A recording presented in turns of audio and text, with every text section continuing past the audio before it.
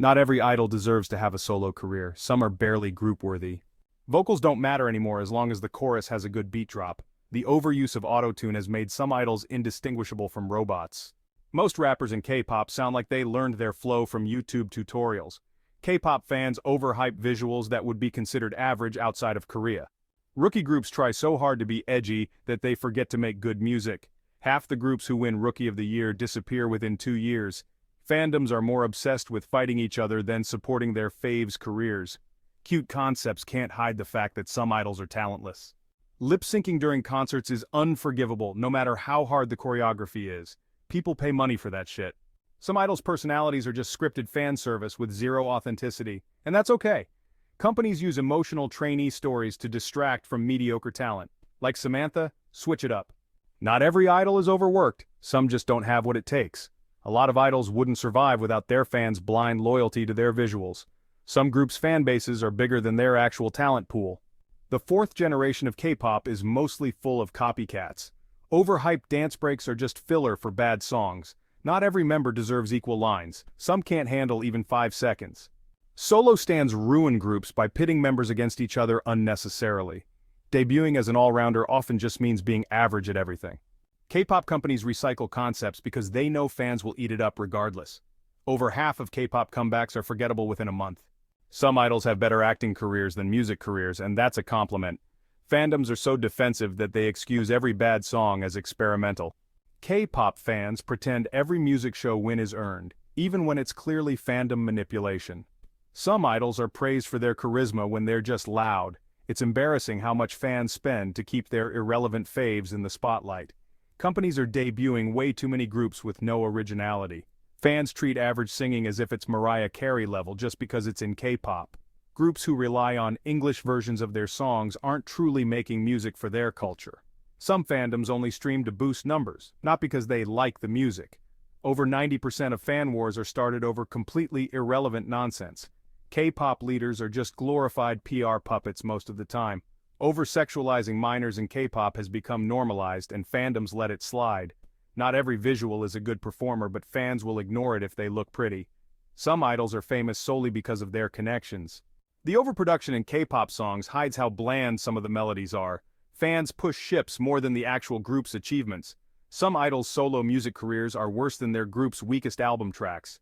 The constant obsession with maknae culture infantilizes grown adults. I will never forget that one Jungkook fan sign. Disbanding groups after a single flop comeback is lazy company management. A lot of all-rounders are overrated jack-of-all-trades, masters of none. Visual-heavy members get a free pass for doing the bare minimum. Some choreographies are overly complex to distract from the lack of vocal talent. Many K-pop fans have no idea what good music actually sounds like.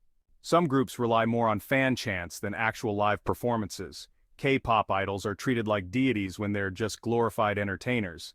Not every hit deserves the title of cultural reset. Cute fan nicknames for idols make some grown men and women sound childish. Over-marketing of comebacks makes average songs seem more significant than they are.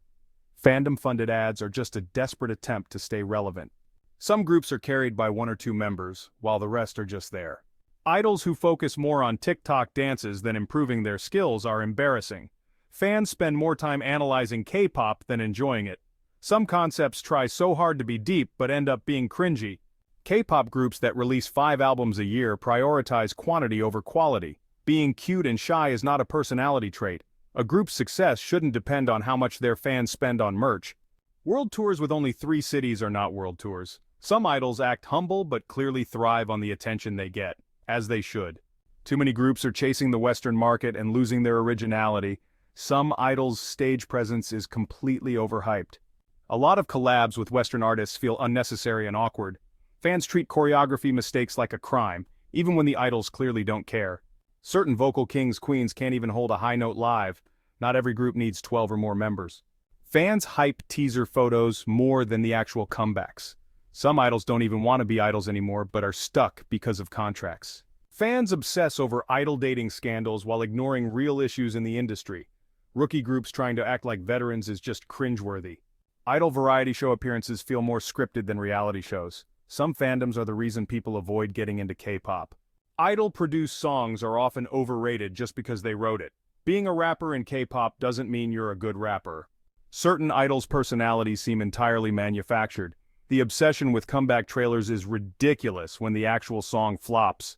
Some groups are more about aesthetics than substance. Lip-syncing through an entire tour is unacceptable. Repackaged albums are just cash grabs with no real purpose. K-pop fandoms are exhausting to keep up with because of the constant drama. Some fanbases treat idols like they're incapable of making mistakes. Many of the best concepts are just stolen ideas from other artists. Idol awards mean nothing when they're just fan-voted popularity contests. Some groups would collapse without their international fan base. Fans treat mediocre lyrics like profound poetry. Certain idols only stand out because of aggressive marketing. The hard work narrative doesn't excuse poor performance skills. Overdramatic fan edits don't make mediocre idols more interesting. Idols who act relatable online often seem fake. K-pop is not just about the music, and you know it. Some underrated groups are underrated for a reason. Fans love to play victim every time their idols get criticized. Fans treat idols like children who can't be held accountable for their actions. Not every comeback feels like an actual return. It's just routine. Certain idols are treated as role models when they clearly aren't. Some fourth-gen groups are all hype with no standout talent. The same 2 or 3 idols always get the spotlight in their groups. Many K-pop albums are full of filler tracks. Idols who can't ad-lib live shouldn't claim to be vocalists. Over-glorifying pre-debut struggles has become a cheap marketing ploy. K-pop isn't as revolutionary as some fans want to believe. Like and subscribe for more videos like this. That is all for today, peasants. See you next time.